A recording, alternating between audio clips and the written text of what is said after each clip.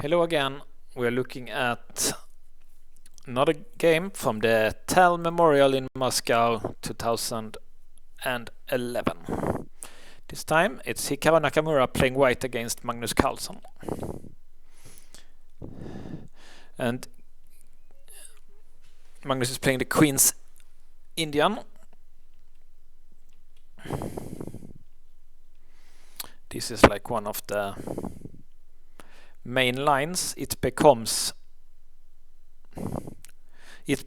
like a Catalan. Only difference is that this bishop is a little bit wrong here, and for some reason black players like to provoke this move. I guess because normal Catalan they can play b3, bishop and knight here, and e4, but now it's not possible to achieve that setup, and then white has to go to f4 with the bishop sometimes. But there is also this quite complicated, like for example, let's see if white would do this one, then yeah, b3 would also be possible, but Magnus playing the most aggressive move here, knight e5, and this is like key moment here because this one is undefended. Black should do knight f to d7 to try to trade here, and the take is the normal move. It's also possible, I think, to just take here first. I don't know this line so good. Hikaru plays like this. Now this structure here, it's like an exchange Slav, but this bishop is quite good here, so I think this line is just nothing for white as I see it, because this bishop here, it's not strong. It's better in the Catalan, as I see it, if white would be able to do e4.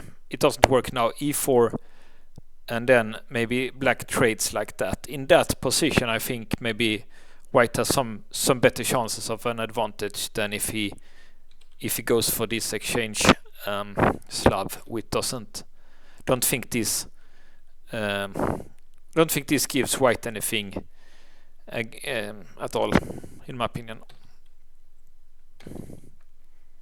And we can see also that the computer thinks that white doesn't have anything.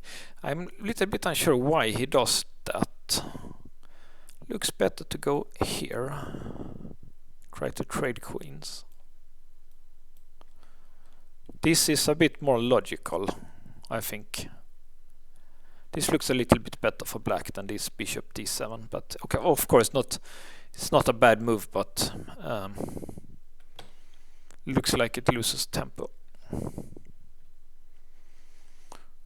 Oh, that's interesting. This one is normal. Okay, Magnus, he will go here, and then he can't do g5, so Magnus is trying to win here with g5. Aggressive move, but not so bad. Computer thinks it's not good, but it's not so bad either. And I guess it's because he wants to win this pawn. That's the only reason why you would like to do that. And actually the computer thinks that's fine. Let's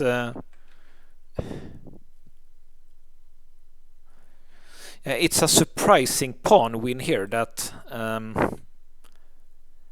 Hikaru probably didn't, maybe he didn't even see that. That's pretty, it's alert by Magnus that he can win a pawn here. It's good tactic actually, and the computer likes that. I didn't see that he would win a pawn either.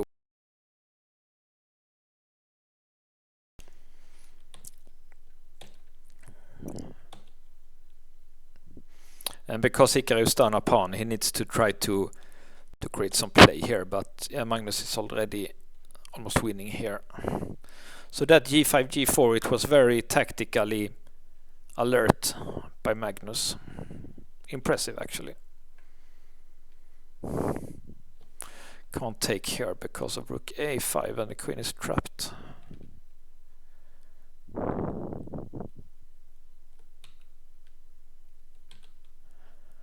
And the rook protects.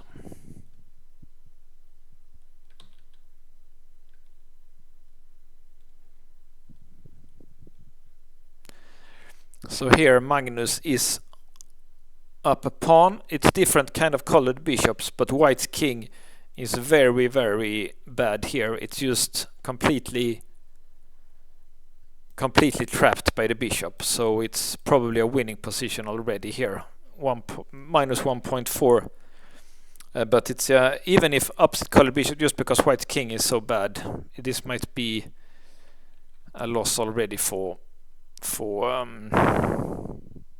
white.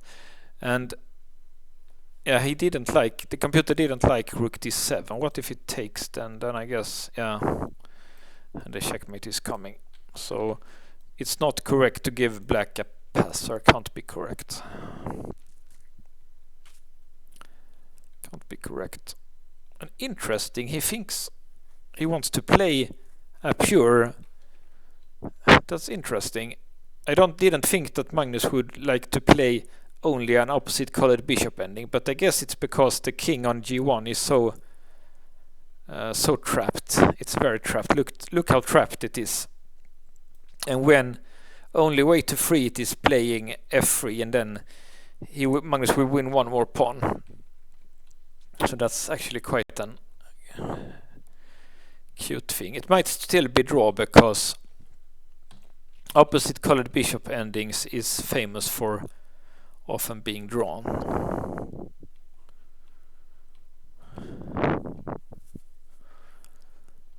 But the computer thinks it's winning now. Let's see how Magnus does it.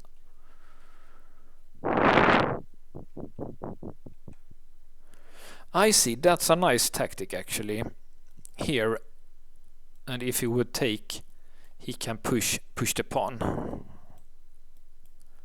He can push the pawn here, and it's queening. So he can't take it. And if it takes like this, and of course two passers, this one is in the way also. So okay, that's so probably no chance for. Yeah, he does it now. Yeah, no chance for white here because of this. And Hikaru, he sacrificed one pawn to free the bishop here. That's good. It's good practice, but the problem is that a3 is weak now, so the king can go in e8, e3, and then there will be one passer here too. So white gave up here. Let's see what would happen if you just go like that.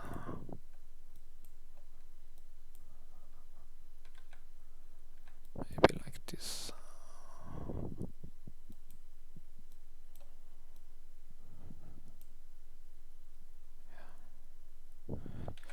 I don't really know, but yeah, I trust Hikaru wouldn't, but Hikaru should have tried a little bit more, but yeah, it's win. Let's see here what's.